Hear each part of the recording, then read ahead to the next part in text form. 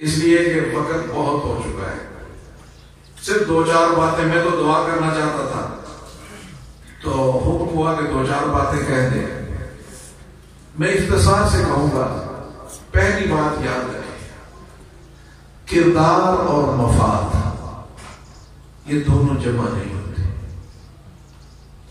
کردار اور ذاتی مفاد یہ کبھی جمع نہیں ہوتے.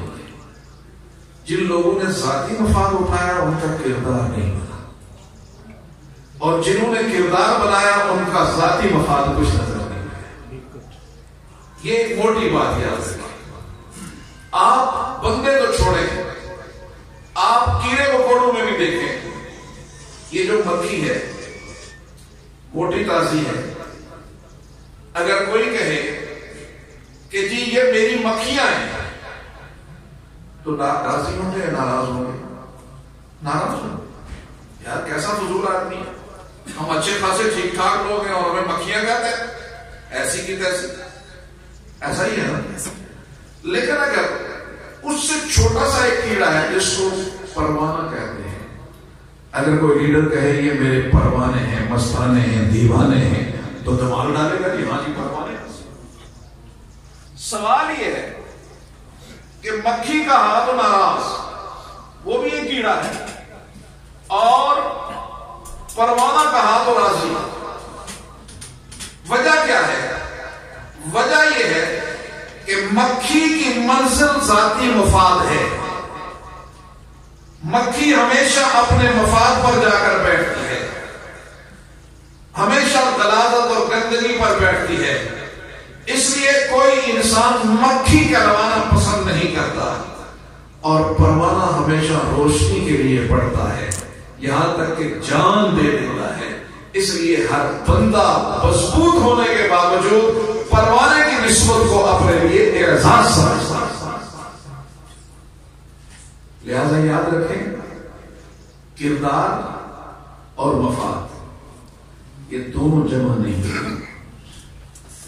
آج اتفاق سے ہم یہ تعزیتی ریفرنس اس مہینے میں کر رہے ہیں جس کو محرم الحرام کہتے ہیں. اور محرم الحرام کے مہینے میں سیدنا حسین بن علی رضی اللہ تعالیٰ عنہ کے کردار کا تذکرہ کیا جاتا ہے، اور دوسرا کردار یزید کا ہے.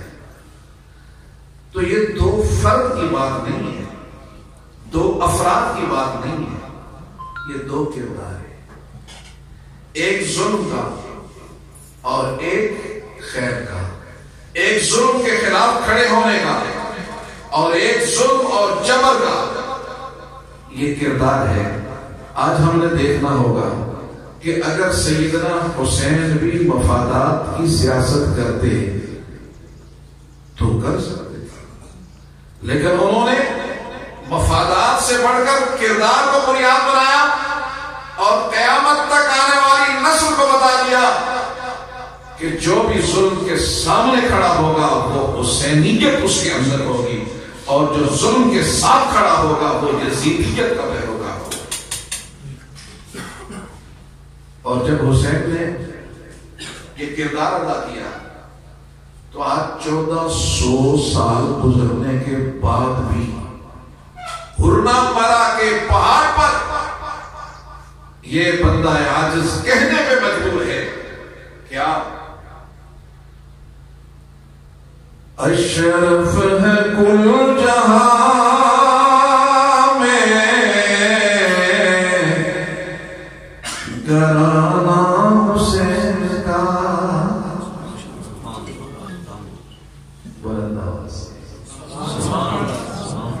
اشرف ہے کل جہاں میں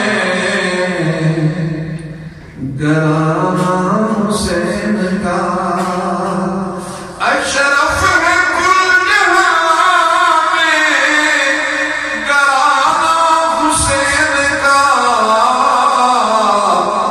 کل نبیوں کا تاجدار ہے نام حسین کا. ایک پل کی تھی حکومت حکومت، ایک پل کی تھی حکومت یزید کی، ایک پل کی تھی حکومت یزید کی، ستیہ حسین کی، زمانہ حسین کا۔ میرے قابل احترام دوست، حسین کا تذکرہ اس لیے نہیں کہ حسین بڑا مالدار تھا، حسین کا تذکرہ اس لیے نہیں کہ حسین فلاں فلاں، حسین کا تذکرہ اس لیے ہے کہ وہ صاحب کردار تھا۔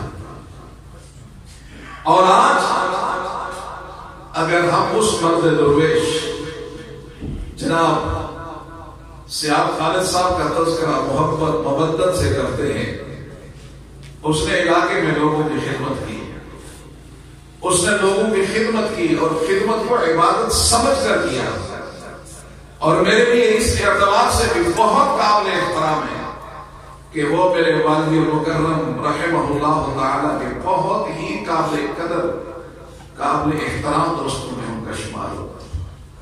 ایسا کبھی نہیں شاید ہوگا کہ وہ پرندری گئے ہوں اور ہمارے غریب خانے پہ تشریف نہ لائے، ایسا کبھی نہیں ہوا ہوگا کہ ان کا کہیں ذکر خیر ہو تو حضرت والد مکرم نے بڑے اچھے کلمات کے ساتھ ان کا تذکرہ نہ کیا، اور پھر وہ محبتیں مودتیں جناب والد گرامی کے جانے کے بعد بھی ان کی شفقتیں ہم پر رہی ہیں۔ میں ان کی ان شفقتوں اور محبتوں کو سلام عقیدت پیش کرتا ہوں، اور اپنے بھائی عدنان صاحب سے گزارش کروں گا کہ یہ انتہائی مشکل گول ہوتا ہے کہ جب کوئی بڑی اچیومنٹ کر کے جائے تو اس کی اولاد کو وہاں تک پہنچنے میں بڑی محنت کرنی پڑتی ہے، بڑی کوشش کرنی پڑتی ہے۔ ایک بڑا مقام ہے اور ایک بڑی کوشش ہے، اس بڑے مقام اور کوشش کے لیے یقینی طور پر اخلاص کی دولت لے کر، اخلاق کا ہتھیار لے کر، اور پھر قوم کی محبت کا درد لے کر جب آپ پڑھیں گے تو انشاءاللہ یہ منزل آپ کے لیے آسان ہو جائے گی۔ اللہ آپ سب کی محبتوں کو قائم اور دائم رکھے۔ چاہتا تھا کہ آپ کے ساتھ لمبی گفتگو کروں، عصر کی نماز بہت اہم ہے، لہٰذا ہم نے نماز عصر ادا کرنی ہے، پھر زندگی رہی تو آپ کے ساتھ انشاءاللہ ملاقات ہوگی۔ آپ نے جتنے بھی مقررین ہیں انہوں نے اس عاجز کے لیے جن محبتوں کا تذکرہ کیا، میں ایک ایک فرد کا دل کی گہرائیوں سے شکریہ ادا کرتے ہوئے یہی کہوں گا کہ آپ آج شام دعا بھی کر لیں کہ جو کچھ آپ نے کہا اللہ ویسا بنا دے، یہ دعا بھی کر لیں، اس لیے کہ میرے قابل احترام دوستوں، میں اپنے دوستوں کے ساتھ، میں اپنے مہربانوں کے ساتھ، اپنے علاقے کے ساتھ، اپنے تمام افراد کے ساتھ میری ہمیشہ دعائیں، اپنی خصوصی جو دعائیں ہیں اس میں بھی سارے لوگ شامل رہتے ہیں۔ مجھے محبت ہے اپنے علاقے سے، مجھے محبت ہے اپنے پیر و جوان سے، مجھے محبت ہے اس علاقے کے ہر فرد کے ساتھ، اور مجھے یقین ہے کہ جب بھی جس مرحلے پہ آیا آپ سب نے بھی اسی طرح کی مودت اور محبت سے نوازا۔ میں ان بے پناہ عقیدتوں کے بوجھ تلے دبا ہوا میں آپ سب کی محبتوں کا شکریہ ادا کرتے ہوئے دعا گو ہوں کہ اللہ وحدہ لا شریک ہمارے ملک کو قائم اور دائم رکھے۔ اللہ وحدہ لا شریک اس ریاست کو حقیقی معنوں میں آزادی عطا فرمائے۔